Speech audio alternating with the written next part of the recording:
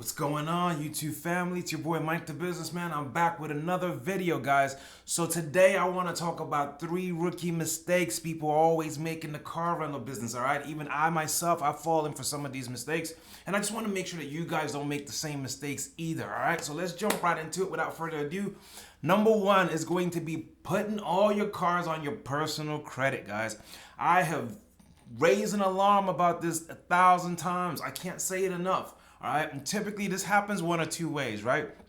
First off, maybe you come into the game, you already have 1 or 2 cars already that you finance on your credit, maybe your personal car, and if you're married, your spouse's car, and then you see this opportunity, and then you jump into the car rental business. You go to your local car, you go into your local car dealership, and then you buy another one, and then you buy maybe 2 or 3 at the same time or whatever, right? And before you know it, you've got 4, 5, 6 cars on your personal credit, right? You're thinking, hey, that's good, right? That means I'm building up auto loan history.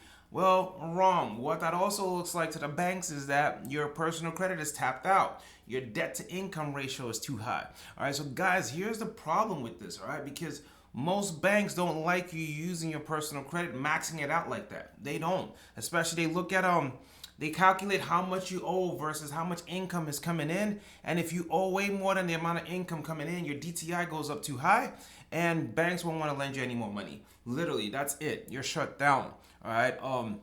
That is why. So that's one way that people tend to do this. Another way that was a lot of people were getting jammed up with this was there was a lot of gurus out there on YouTube, and they were just preaching this whole go buy 30 cars in 30 days, right? And they would go on all these big podcasts and all of that, and they were preaching this crap out there, and this wrecked hundreds of people.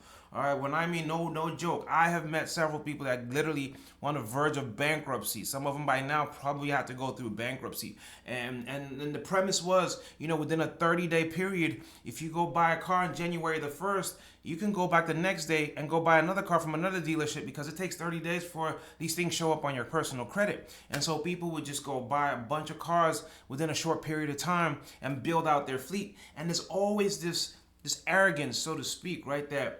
Oh man, the one I got already is doing big numbers. I'm doing like $1,000 a day. Man, all I need, if I got 30 more, I'll be doing 30,000 a day. We always have that mentality, right?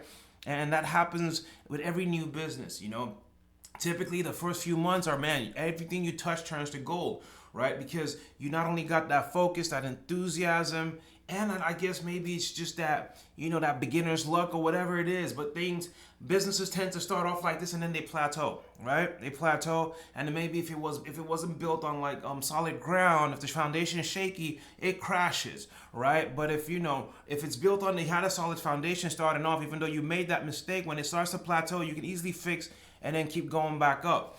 All right. So a lot of people they mistake that initial spike, thinking they got the Midas touch, right? And so then they run to the dealership to go buy a bunch of more cars, and then that's when they find out later on they got 30 cars on their credit, on personal credit. DTI is too high. You can't qualify for anything else anymore, not even a cell phone. And then those cars aren't renting like they used to. You just got so many, you're mismanaging them, and you overestimated demand in your area, right? And so you're jammed up now. So I see that a lot. I've seen that a lot. And those are the 2 scenarios where people make this stupid mistake of putting all these cars on their credit. I did too. I was a victim of the latter case. All right. I learned from YouTube University when I initially started, right? And these gurus were preaching this crap at the time. And so I also jumped in. Nobody told me about DTI or any of that stuff. And then next thing I know, I'm seeing a bunch of vehicles. Luckily, mine wasn't as bad as some of I've seen. I've seen people out there bragging about how they went out and bought 30, 40, 50 in a month. It was almost like a race to try to see if you could beat the 30 cars in 30 days. I kid you not. I was in groups where people were competing to see if they could beat that benchmark of getting 30. I remember one lady was like, oh yeah, I got almost 60 in 30 days. Like, there's bragging rights to it. I bet you a lot of those people are bankrupt or damn near almost suicidal right now. Okay, so you don't want to do that. You do not want to do that. This is how you just end up wrecked. Your car rental company will crash before it even starts. So that's one rookie mistake that I see a lot of people make. All right. So my advice to you guys is, instead, the alternative is, yes, you have the first 1 or 2 on your personal credit. That's good because you need to show that you are responsible enough to have auto loans, right? So you want to have some on your personal credit, maximum 2, right? But then after that, every subsequent one afterwards has to be on your business credit, all right? Because then it doesn't show on the personal, doesn't affect your DTI, and then now, man, on the business side, you can get 1,000,000 if you want to. If you can figure out how to get 1,000,000 cars in a month, in 30 days, go do it, all right? They don't care, because it's being used for business, and the banks see that as, okay, that's a worthwhile investment. That's what's going to help you build up your business or bring more revenue, deposit more money in our banks. We're all for it. Business credit's different. The more you spend, the more they give you. All right, so that's the better way to do it. All right. Has the thought of starting a business been daunting to you? Does it scare you? Does it make you want to give up the second the thought comes into your head? What if I told you that that was just a limiting belief? What if I told you that there was a community out there with like-minded people that are just as scared as you, but instead they come together and they understand that in unity there is power, there is strength, and they come together and they're all pursuing the same common goal. They're able to lift each other up, give each other game, exchange ideas, joint venture with each other. Allow me to introduce you to MTB Car Rental Academy, where there's people all over the country, people all over the world that are executing, running their car rental businesses, sharing their wins, sharing their tribulations, sharing their finds, no gatekeeping, and I'm also in there constantly contributing. You have all the resources at your disposal. Expert group coaching and one-on-one calls with me. Group coaching calls from business credit coach. So you guys can learn how to set up your LLCs the right way and go out there to go get funding. You have advertising and marketing coaches in there teaching you guys how to run profitable ads, so that way you guys get good return on ad spend. You're able to attract the right customers that'll pay you the money you deserve for your cars. In my academy, we have a proven roadmap that'll take you guys from point A all the way to point Z. That way, no stone is left unturned. You guys have all the resources at your disposal so that you guys are successful in your car rental journey. If you have a 680 plus credit score, or you have a liquidity, because this is a 4-figure investment, you need to have some liquidity to get in. If you have either one of those criteria, click the link below to speak to a member of our team so we can see if you're a good fit to join the academy, and I'll see you guys there. Number 2 reason that I see a lot of rookies get jammed up in this game over is not narrowing down your niche. All right, I see a lot of people go out there and they go too broad with it. All right, they go way too broad. They want to do economy cars. They want to throw in some slingshots. They want to throw in some luxury cars. They're throwing in exotic vehicles. It becomes a lot. All right, and the reason why I don't like this strategy of where you're almost like a jack of all trades is that your marketing becomes a little bit harder to do, all right? Because like for me, and I also fell for this too when I started. I had economies and I also had luxuries and exotics, right? The luxury and exotics kind of have the same marketing message. They're more to an upper scale clientele, but then where the difference comes in is the economy. Economy segment is completely different from the other segments, all right? The clientele. And so in your marketing messaging and the people you're attracting, and the way you attract them is completely different things. So if you guys know anything about marketing, you know there's a lot of things around your creatives and your copy. All right, the creatives and copy you need that and creatives I mean like your video or pictorial ads, and then by copy I mean like the words in your ads, right? How you speak to your target audience is going to be different when you're talking to, say, your economy car segment, right? And I like to call them, and I'm not being judgmental or discriminatory or any of that stuff, but I just like to liken like the luxury and exotic customers to being like your Gucci customer, and then your economy customers are maybe like your Walmart customers, right? Or your dollar store customers. That's the way I look at it. So it's different marketing messages, right? When Gucci's ads would be a little bit more different, a little bit more upscale, you know, versus when you're going after budget conscious customers, right? It's more a commoditized niche, right? When you do the economy cars, because these people are just looking for the cheapest one. They don't care that your economy car has a few bells and whistles and you got this feature and that feature. They don't care about any of that crap. It's got 4 wheels, it's reliable, can get them from point A to B. That's all they care. The cheapest one wins in that market. It's a commoditized market. Versus in the luxury exotic space, that's where, you know, company culture, or maybe they have they like the trim of the car, or you know, this messaging, your messaging, the way your website looks, maybe it looks more classy or professional. Other things come into play in your marketing message, right? When you go, your branding, when you go into the luxury space, right? You attract people based on, you know, you attract the higher more, you know, higher clientele base, right? More expensive, higher net worth clientele base. So it's hard to market to both at the same time. It's hard to spend the same advertising dollar trying to attract both. That's my point. It's where I'm getting to, right? So, and I see a lot of people falling into that trap, right? And you don't want to do that. You don't want to do that. Like for us, it's very easy when people will call us through our Google PPC ads.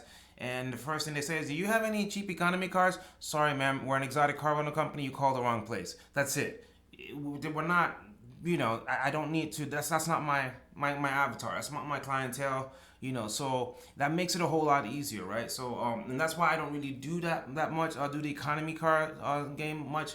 My bag is mostly the luxury and exotics. All right. And then number 3 mistake that I see that a lot of rookies make is that they put money over everything, literally. All right. So a lot of them take it too far where and I see this a lot. That's why I laugh when I watch these YouTube videos and all these young cats out there. They brag about how, "Oh yeah, I make 70,000, 80,000 my Lamborghini every day, every month. I rent it out for $20,000, $2,000 a day, and I rent it out for 30 days out of the month."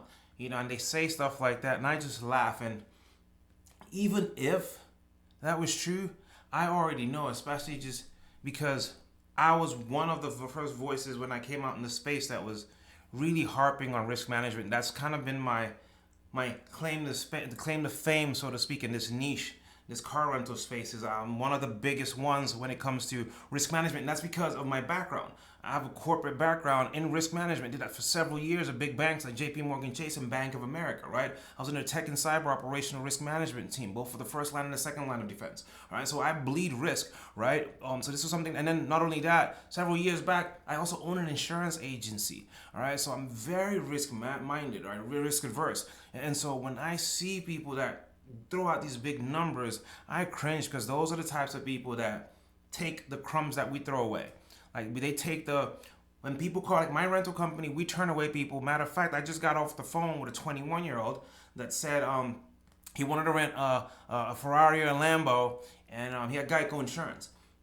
I turned him away. And I'm not going to tell you right now why. Only those that really know. If you're really risk adverse and you're tapped in, you'd know why I turned him away. All right. If you don't know why and you would have taken that money, then you fall into this bucket. And this is for you. You should listen to this point. All right. Because those people, they say yes to everything. Right. They take any deal. And that's how they always, I'm not saying they always end up wrecked. Their business ends.